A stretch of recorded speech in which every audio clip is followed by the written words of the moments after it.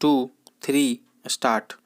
महोदया, मैं सर्वप्रथम अपने सभी माननीय सदस्यों के प्रति आभार प्रकट करता हूँ, जिन्होंने भारतीय पुनर्वास परिषद विधेयक 1962 पर अपने मूल्यवान विचारों से हमें और सदन को लाभान्वित किया। बहुत सारे प्रश्नों को माननीय सदस्यों ने रखा है, जिनके पीछे औचित्य है।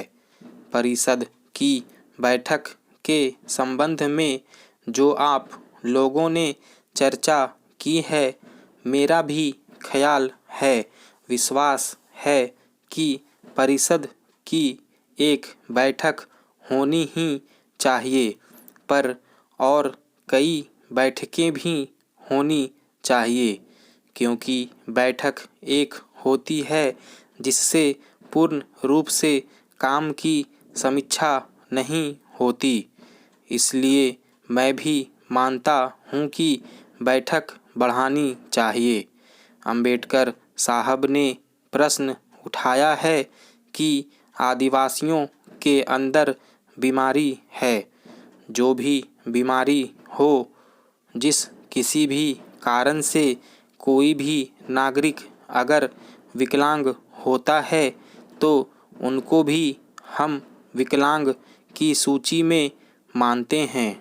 उन्हें विकलांग नहीं मानने का प्रश्न नहीं है। यह प्राकृतिक प्रदत्त भी होता है, दुर्घटना के कारण भी होते हैं। कभी कभी आँख में दवा लगाने से भी हो जाता है। शारीरिक रूप से पिछड़ा हो गया तो इस तरह से जिन भी कारणों से कोई भी देश का नागरिक विकलांग होता है, प्रभावित होता है और प्रभावित होने के बाद विकलांग होता है, तो वह विकलांगों की सूची में निश्चित रूप से आता है। दूसरी बात जो आपने विकलांगों की संख्या की बात कही है, अभी तो सरलता से नमूना सर्वेक्षण हो सकता है, पर जिस तरह से सर्वेक्षण की बात कही गई है, वह मुश्किल से होगा। इसमें ये आंकड़े आएंगे, पर मैं यह कहना चाहता हूँ कि इसकी संख्या कम नहीं है।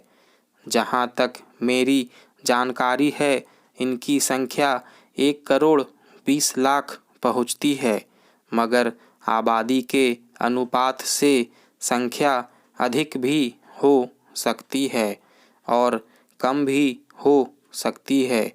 एक बात आपसे निवेदन करूँगा कि यह सहानुभूति के पात्र नहीं है, हमारे कर्तव्य का प्रतीक होने चाहिए।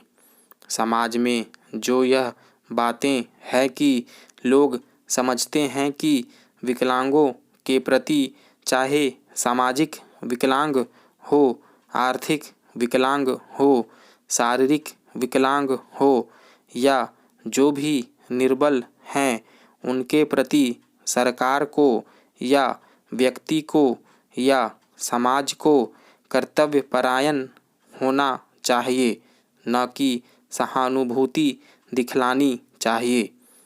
मैं इसे नहीं मानता हूँ। मैं मानता हूँ कि हमारा कर्तव्य है कि निर्बलों को ऊपर उठाएं। हमारी सहानुभूति नहीं, सहानुभूति के अंदर यह भावना है कि मैं बड़ा आदमी हूँ। महोदया, हमारा यह कर्तव्य होना चाहिए कि वह हमारे परिवार का व्यक्ति है, हमारे घर का व्यक्ति है, हमारे समाज का व्यक्ति है। इस कर्तव्य परायणता का अभाव हो रहा है, जिसकी वजह से जो हमें सेवा इनको देनी चाहिए, वह सेवा इनको नहीं मिलती है। तीसरा यह है कि किसी परिस्थिति में यह विधेयक हमें लाना पड़ा, जैसे कि रजनी रंजन शाह जी ने ठीक ही कहा और उन्होंने सारी परिस्थितियों का विश्लेषण करके आपके सामने प्रस्तुत कर दिया कि पिछली शताब्दी के अंतिम 2 दशकों में इस पर गहराई से सोचा गया और भारतीय पुनर्वास परिषद अब तक कार्यकारी शक्तियों के आधार पर चलती थी, जिससे जो लाभ उन तक पहुंच सकता था वह नहीं पहुंचा। लेकिन कानूनी दर्जा देने की आवश्यकता पड़ी, इसलिए हम आपके सामने यह बिल लाए हैं। मैं बोलने जा रहा हूँ। हमारे माननीय सदस्य ने बहनों के संबंध में कहा, किसी परिस्थितिवश वह बांझ अवस्था में जाती है, उन्हें भी विकलांग अवस्था में मानते हैं।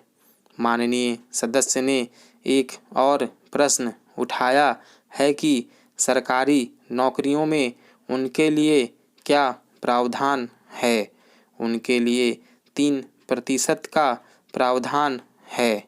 एक बात और मैं विशेष रूप से आपसे निवेदन करना चाहता हूँ कि मेरे पास इस तरह के जो भी पत्र आते हैं, जो भी विकलांग हैं, असमर्थ हैं, जिन्होंने शिक्षा प्राप्त कर ली है, योग्य हैं, लेकिन उनको कहीं नौकरी नहीं मिलती है, इस संबंध में मेरा कहना यह है कि 3% तो उनके लिए निश्चित है ही। इसके अलावा भी हम उन विभागों को उनके लिए पत्र लिखते हैं। यह हम अपना कर्तव्य समझते हैं। हमारा यह फर्ज है। सार्वजनिक क्षेत्र में जितने उद्योग धंधे हैं, मैं उन्हें भी लिखने के लिए तैयार हूँ। जो निजी क्षेत्रक में भी हैं, उनके पास भी मैं विकलांग भाइयों और निर्बल भाइयों के संबंध में अपनी सिफारिशें, अपनी अनुशंसा नौकरी के लिए भेजने के लिए प्रस्तुत हूँ। सिर्फ उत्तर इतना है कि आपका पत्र हमारे पास उनके संबंध में चला आए तो यह आधार बन जाता है उनकी मदद करने का। अन्यथा सीधे पत्र आता है तो छानबीन करने में समय लग जाता है। अगर माननीय सदस्य अनुशंसा से किसी भी व्यक्ति के बारे में जो निर्बल, कमजोर, विकलांग या असहाय हैं लिखेंगे, तो मैं निश्चित रूप से संबंधित विभाग से निवेदन करूँगा। स्टॉप।